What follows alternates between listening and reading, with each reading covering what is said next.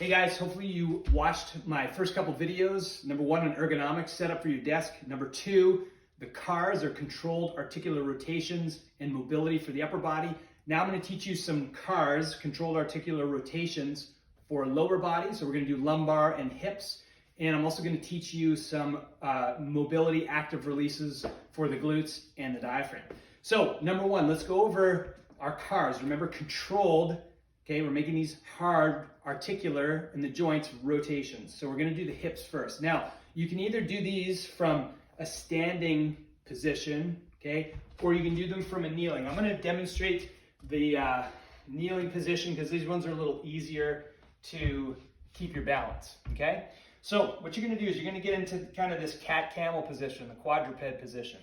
And you're going to isolate one hip. So we're going to do the left hip here, okay? Now, what I want to make sure we don't do is that we're not moving the hips all around. We want to keep nice and sturdy, okay? We can do that by bracing our core. So you want to tuck the ribs, press through the elbows so you're nice and sturdy with your torso. And what you're going to do is you're going to start by lifting your hip to the side as far as you can without creating any rocking through your hips. And then what you're going to do is you're going to internally rotate the hip, and you're going to come back into a full hip extension.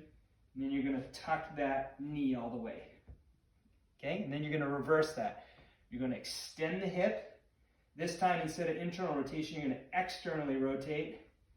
And you're going to go back to the beginning. Okay?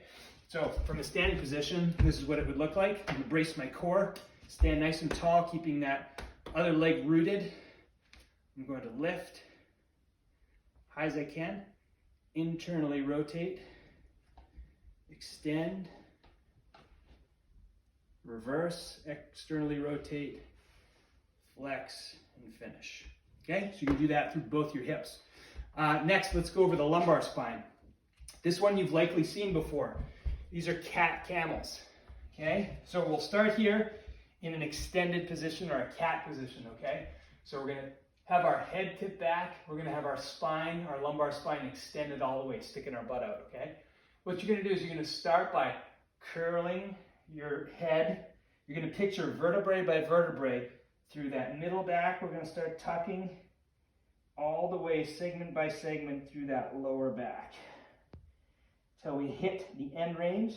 Okay, nice and slow. Remember, try to do this through thick air. We're going to try and reverse that. Okay, segment by segment through the lumbar spine, then through the T-spine, and then through the neck. Okay, one more time. We're going to curl through the neck, do the thoracic spine, lumbar spine, reverse the process, lumbar, thoracic, cervical.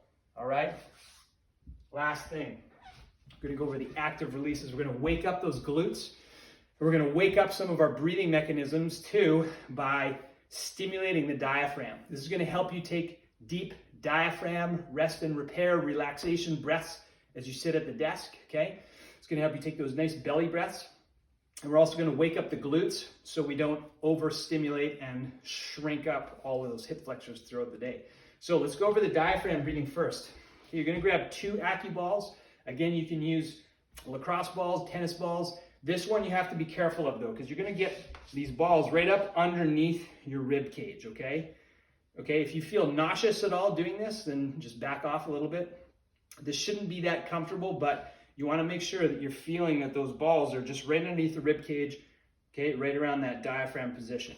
Okay, so you're going to lay face down on the balls side by side like so. Okay, right underneath your rib cage. Make sure you brace yourself with your elbows, okay?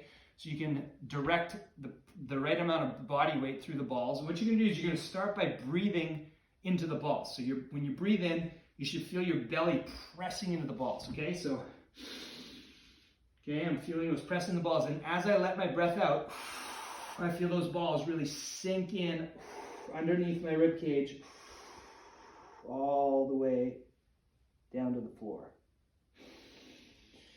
Breathe in and press into the balls. Breathe out and let those balls sink into the diaphragm, okay? After you do this, you should even feel you can breathe a little easier. You can actually hit this also by hitting the diaphragm in the back. So you can place these, okay, right at the bottom of your rib cage, side by side, on either side of your spine, okay? What you're gonna do is you're gonna curl up so your core is tight, okay? And your arms are crossed in the front, feet flat on the floor. You're gonna breathe in, pressing into those balls, and then as you breathe out, you're gonna let those balls sink in, and you're gonna try and sit up a little bit. Breathe in, and then breathe out. Press your hands together. Try to sit up. All right? Last one is glutes. You're gonna take one of your balls. You're going to place it directly into your glute max. Okay?